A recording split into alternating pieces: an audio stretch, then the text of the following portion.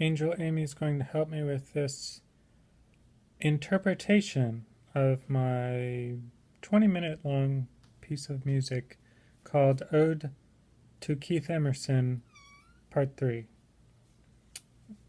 In it, in the music, is a feeling of solitude very much.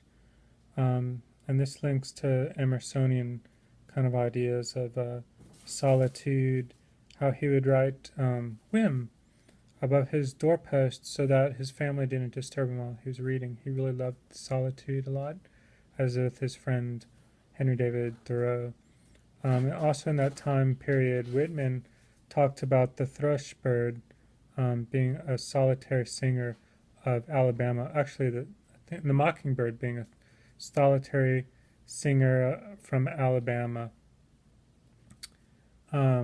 It's a slow building up song. It's a song that's this piece of music of mine builds up very slowly, though the tempos are actually kind of fast.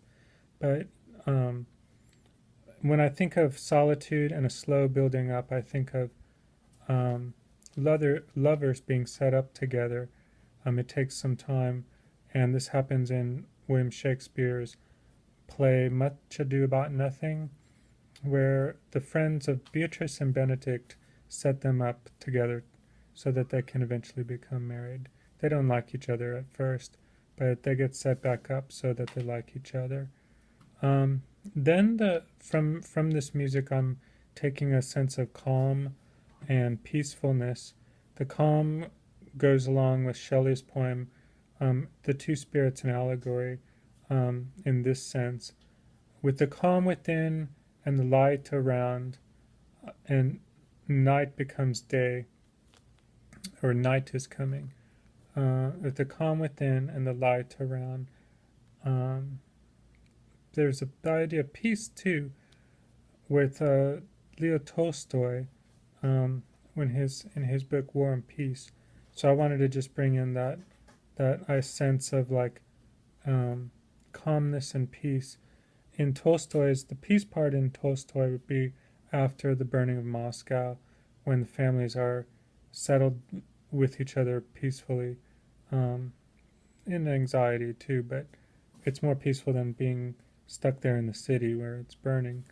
They're farther off in the distance. That's at the end of Tolstoy's epic novel War and Peace. There's also a long song in this piece, not a singing song, but almost like a bird song.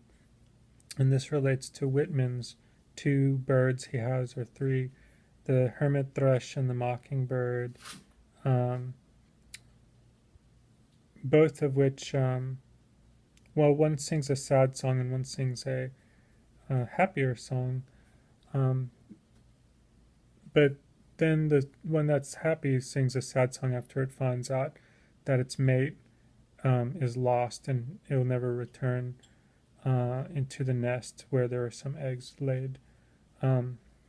So there's a little bit of sadness to Whitman's two birds who sing songs, but not so much in this musical ode to Keith Emerson. It's more like Shelley's Skylark singing, where though he can't see it, it's so far up in the clouds, it's still making these great sounds, and it's happy sounds. So this song is a happy song, and it also, the best part about this music is the idea of its songfulness, or its melody that sounds like a song, a peaceful song. And this comes from, the best part comes from, I think, Love's Labour's Lost, from Shakespeare, at the very end in the winter song, when the bird sings a merry note. To it, to woo, a merry note, while greasy Joan doth skim the pot. It's a happy bird in the winter time, whereas the rest of the people out there are struggling, but the birds are happy. So it's a peaceful, slow, solitary song. It does remind me of Whitman with his hermit thrush and his elegy, or his his elegy for the fallen Lincoln when he was assassinated. Um, the birds, I think of like, if I think of a bird like being set up, as in the case of like people being set up in Shakespeare's play Much Ado About Nothing, I think of birds at the very end of Cuchulainn Comforted by William Butler Yeats, where the birds are actually shrouds that assist the hero in the afterlife to sew garments, and then after they start sewing, the shrouds begin to sing with the hero, the fallen hero in the afterlife, and their throats were not human anymore, but they had the throats of birds. And so this is actually a happy bird song, mostly in the ode to Keith Emerson, Part 3. So then it does link up with Love's Labour's Lost of Shakespeare.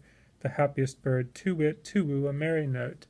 There's a sad bird actually in a poem by Edward Thomas. I think it's called just The Owl, where the owl is actually out there making a kind of sad song, and the narrator is inside thinking of all the all the soldiers outside still fighting in this war, and how they're having a pretty tough time.